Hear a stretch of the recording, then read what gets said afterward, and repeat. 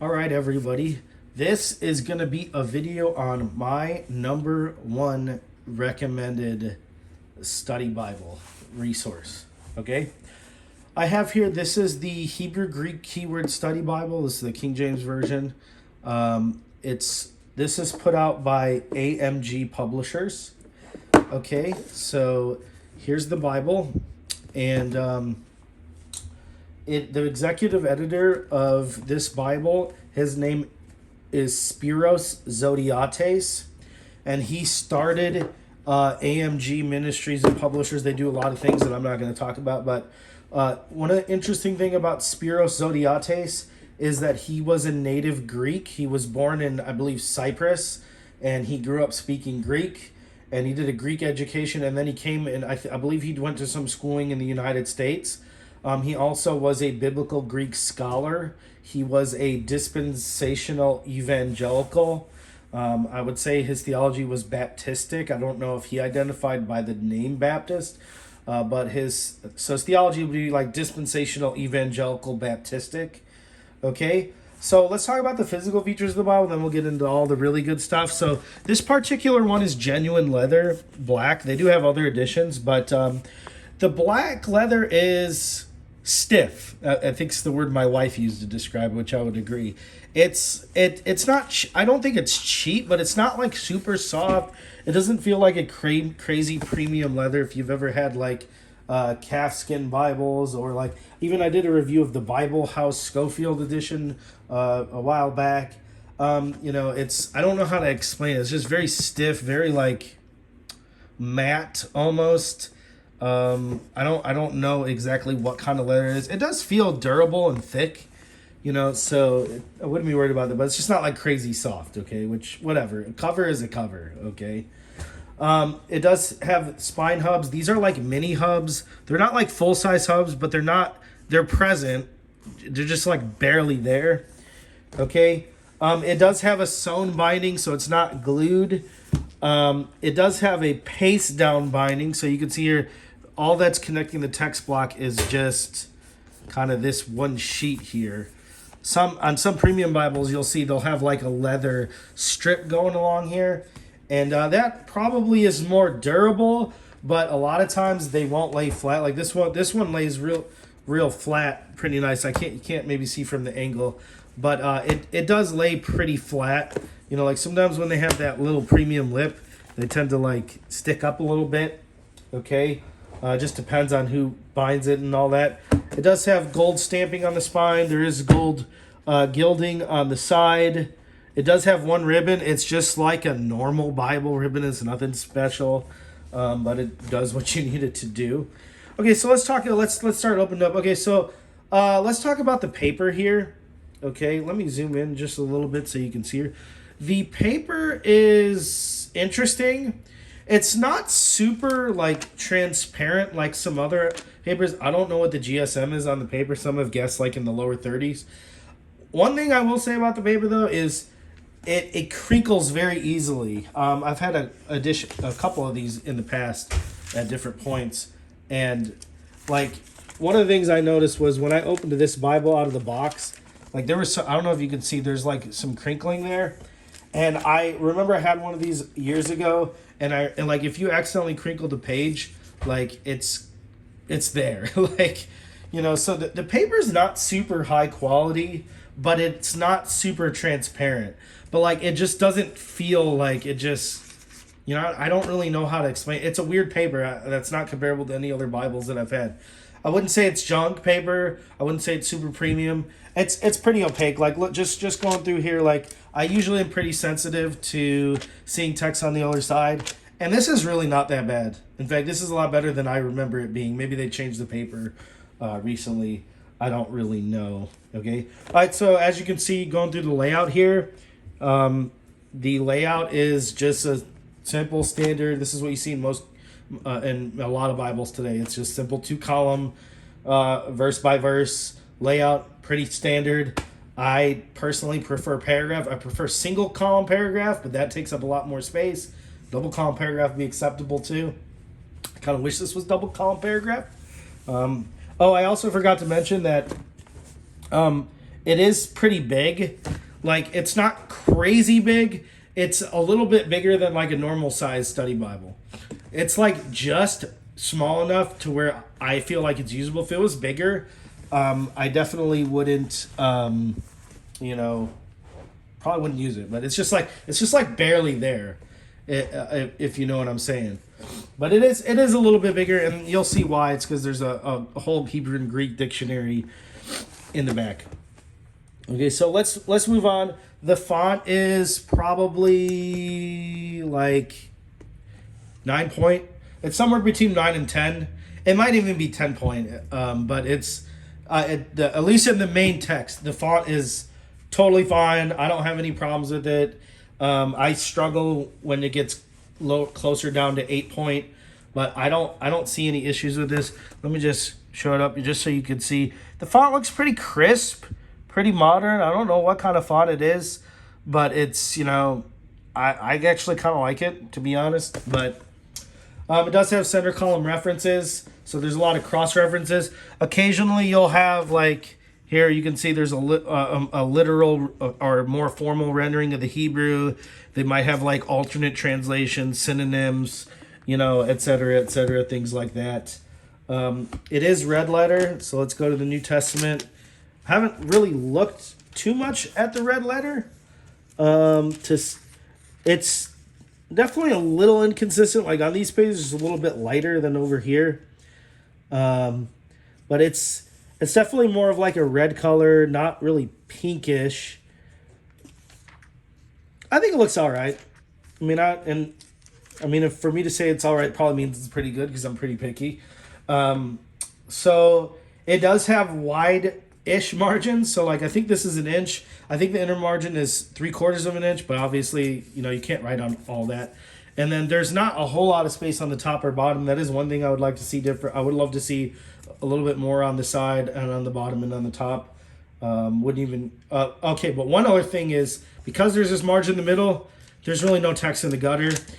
Big pet peeve of mine. A lot of Bibles I've seen, even premium Bibles, they got these great covers, nice paper, beautiful, colorful layout with like using reds and different things, and then the text is like almost in the gutter, and I'm like, why?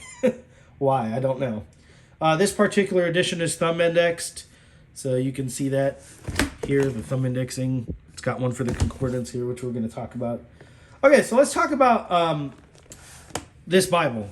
Okay, so if you look, you probably already noticed if you're looking here, but you'll see numbers above a lot of the words. That's because it's a Hebrew Greek. It's called the Keyword Study Bible.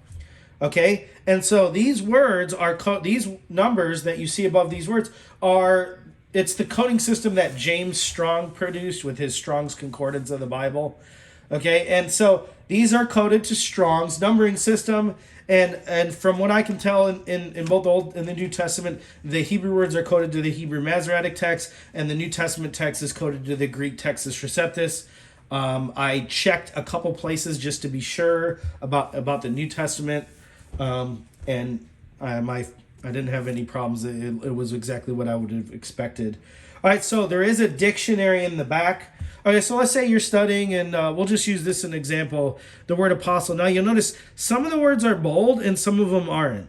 Well, I guess on this page, pretty much all of them. Like over here, notice this word is not bold. That when it's not bold, it just means there's a simple Strong's definition in the back. Okay, when the numbers are bold, that means some of the definitions in the back are expanded. Okay, so let's go to one of those. So let's say we're looking at the word apostle, and it says 652. So you flip in the back, and you have these dictionaries here. Okay, so let's go to 652. That was the word apostle. Okay, I haven't looked at this beforehand, so I have no idea what it's going to say. Okay, so let's 652. Should be right here.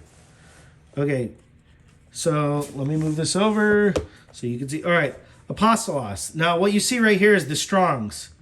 From a delegate, an ambassador of the gospel, a commissioner of Christ, apostle, messenger, he that is sent. That's the Strong's. But now what you see here is an expanded definition from AMG's word studies. So you can read that here. It's from the word apostello, which means to send, one sent, an apostle, an ambassador, a messenger.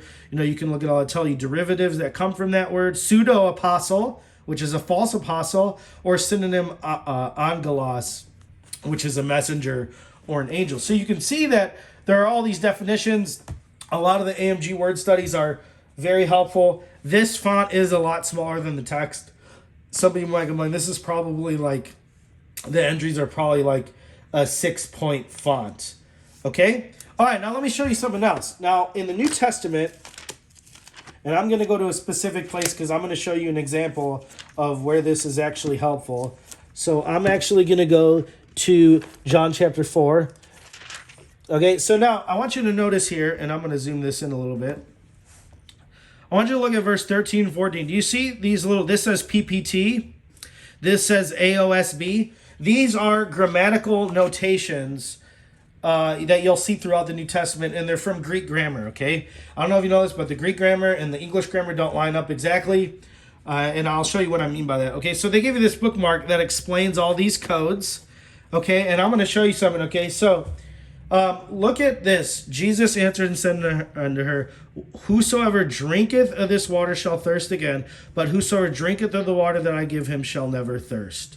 But the water that I give him shall be in him a well of water springing up into everlasting life. Okay, so the first drinketh is PPT. Now, if we look on this, if you go to PPT is a present participle. Okay, but if you notice, this drinketh in verse 14 is AOSB. Okay, AOSB on here is an aorist subjunctive. Okay, so you're like, what does that have to do with anything? Okay, well, Greek has a lot of different verb forms. They have perfect, which is like a completed action, imperfect, which is continuous ongoing action, but they also have present participles that also are continuous present action. And then they have something called aorist. Okay, so let's just go back, and here's where all the grammatical things are announced. Okay, so we had a present participle, which is 39. Okay, so 39 says that a present participle expresses continuous or repeated action. Okay, we won't read the rest of it. So when Jesus said, whoever drinks of this water, present tense, whoever is continually drinking of this water, talking about the water at the well, that person will thirst again. Okay, now the other one was an aorist subjunctive. We're not going to go into the subjunctive, but we'll just look up aorist, which is number 9. Okay, so aorist is number 9. Aorist is used for simple, undefined action. It usually denotes a simple act in the past time. It should be distinguished from the imperfect tense, which signifies continuous action and things like that. Okay, so the best way that I've heard the aorist explained is aorist is like looking at the whole event of something. Okay, now it's interesting that in John chapter 4, Jesus said, whoever drinks of this water, present participle, continuous action, they'll thirst again. But whoever drinks of the water that I give, just looking at the action, a simple action, whoever drinks the water that I give him shall never thirst. Now, in English, we have no way to distinguish. It's really hard for us to express the aorist tense because our language doesn't use that. So basically, when I read this and I see whoever is drinking of this water is going to thirst again, but whoever just simply drinks, meaning you take a drink of the water that Jesus gives, it'll spring up in you everlasting life. And a lot of people, and some people have seen the doctrine of eternal security in this grammatical difference. Because there's a difference. He's not saying whoever is continually drinking of the physical water, they're going to thirst again. But you have to keep continually drinking of the water that I give to have eternal life. No, some people have said one drink from Christ and the gospel is enough to make you secure and to secure eternal life for you, okay? So these are just some, I'm sure there are other things that could be talked about, but these are just some instances where the Greek grammar just kind of helps. It just kind of makes things a little bit more clear. There's nothing wrong with the English translation here. It's just we don't really have a way to really express that well in English, okay? So anyway, another thing you'll notice is words will be sometimes I know like there'll be places where like okay, see here it says has sent. The reason why they're both underlined is because they both come from one Greek word. Okay, there is commentary. The commentary is not like there's a lot of pages that don't have anything. I would not say the commentary is definitely not super extensive. Like there are many pages, like you can see there's all these pages in the Old Testament that have almost nothing. So it's not like if you really want something to explain everything for you, it has some stuff, but not a whole lot. Most of the notes tend to focus on things from Hebrew and Greek. The commentary is typically conservative, evangelical, dispensational. I thought it was interesting that I went and looked at like 1 John 5:7 and the longer ending of Mark and John chapter 8 with the adulterous woman, and I didn't find any notes that were like, it's very common in some study Bibles and even some modern translations. They'll say, 1 John 5:7, the second half's not found in the best manuscripts, or, they'll express doubt about the longer ending of Mark, or about the story, whether or not the story of the woman taken in adultery is genuine. And I'm a TR defender. I think the TR is a lot better than the critical text. I'm not a critical text advocate. Okay, so I thought that was interesting. I don't know what Spiros Zodhiates' personal textual convictions were. I do know that the Keyword Study Bible is available in other translations that I wouldn't necessarily recommend. Like there's like the New American Standard Bible, the English Standard Version. I think there was an edition in the NIV. There's that New King James edition. So I don't know what his preferences were or whatever, but I have used this before at different periods for different lengths of times. I find it generally reliable. I haven't seen anything that puts off any red flags to me. Of course, he's not infallible. Like, I'm sure there are things in his notes I'm going to find I disagree with. Like, that's just the nature of it. It's a study Bible. I would view this Bible more to do my own study, and like the commentary from the people, it's like cool. It can be like maybe the icing on the cake or whatever. But the real meat is the grammatical codes from the New Testament, all the different word studies that are in the back, things like that. It does have a regular concordance, which I don't really care for these in my Bibles because they just take up space. If I'm really looking for something, I just pull out my phone to like eSword and look something up. Okay, so some of my criticisms or my wishes. I wish there was more Hebrew stuff. So the grammatical codes for the New Testament Greek are great. There's nothing like that for the Old Testament in Hebrew. That's very disappointing to me. My Hebrew is a lot better than my Greek. I've studied Hebrew more. I'm more familiar with the language. I've done more work with Hebrew. And it's disappointing to me that there's not more stuff. Like there's a lot of things, a lot of places in both the Old Testament where it's helpful to know the gender of certain nouns and pronouns to see what's the antecedent for a pronoun, things like that. Number two, I wish there was better paper. I'm getting away from it. I don't care about binding in terms of covers. Like I don't care what the cover is as long as it's decent.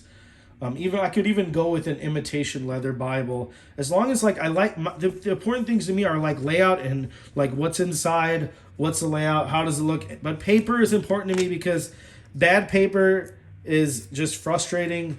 I like better paper. This paper is okay though. It's acceptable. It's not the best, but again, whatever. Paper is just becoming less and less opaque over the years because people are wanting thinner and thinner Bibles and smaller Bibles. So I'd like to see better paper. I would like to see wider margins. I'd like to see margins on the bottom. I'd like to see this one opened up on the top. Wouldn't even care even if this text could go a whole font smaller and it'd still be, the actual Bible text would still be a whole lot. You could still read it. It'd be nice if they made like a smaller edition of this, which is interesting because at the front of the Bible, they have like a how to use the Bible page. So let me just show you. So this how to use the Bible page, maybe on video it doesn't look that readable. This is pretty readable. They could literally shrink the Bible down to this size, and it would be a little bit more compact. But whatever. Like I said, it's not too big for me. I would like to see paragraph. I would like to see some colored accents. Like, man, you guys should see the Thomas Nelson King James Full Color Study Bible, or like the Holman Full Color Study Bible. Like, it's amazing. Like the Thomas Nelson has like a royal purplish background for the center column. Some publishers are starting to make like, it'd be great like if you could see like maybe the verse numbers be red or like a dark blue, or just to see some color, like even to see these section headings in color, or just the top, like things to accent it, like even in the center. Like there's all sorts of things that could be done with coloring, with color and accent, that would just make it look a little bit more aesthetically pleasing. And the Bible is the most important book that we'll ever read.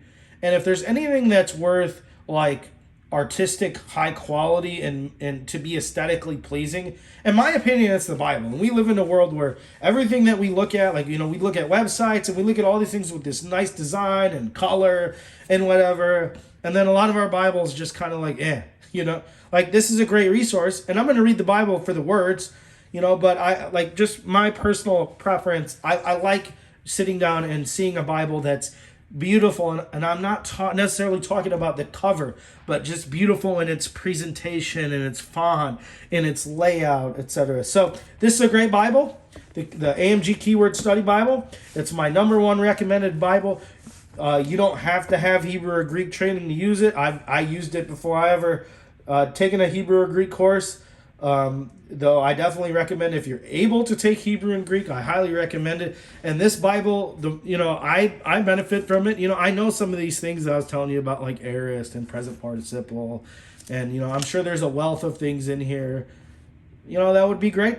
They'll be helpful. So don't be like, oh, I don't know Hebrew or Greek, I can't use it. Minimal commentary can really help you study. Overall, it's a great edition. All I would like to see is a more modern layout. Like you'll see Zondervan, I think it is republished the Thompson Chain Reference Bible, and they've just made it a lot more modern, and it looks really amazing compared to the old editions. And then I guess my biggest wish is that I would like to see AMG add more Hebrew helps, like grammatical codes, things like that. So this is my review of the AMG Hebrew Greek Keyword Study Bible. I'll put a link in the description where you can purchase one of these. If you have any questions or comments, please comment on the video. Please like the video if this has been helpful to you. Please subscribe to the channel if you like these kind of things. Thank you so much for your time. I'm so grateful that you take the time to watch my video. Have a nice day.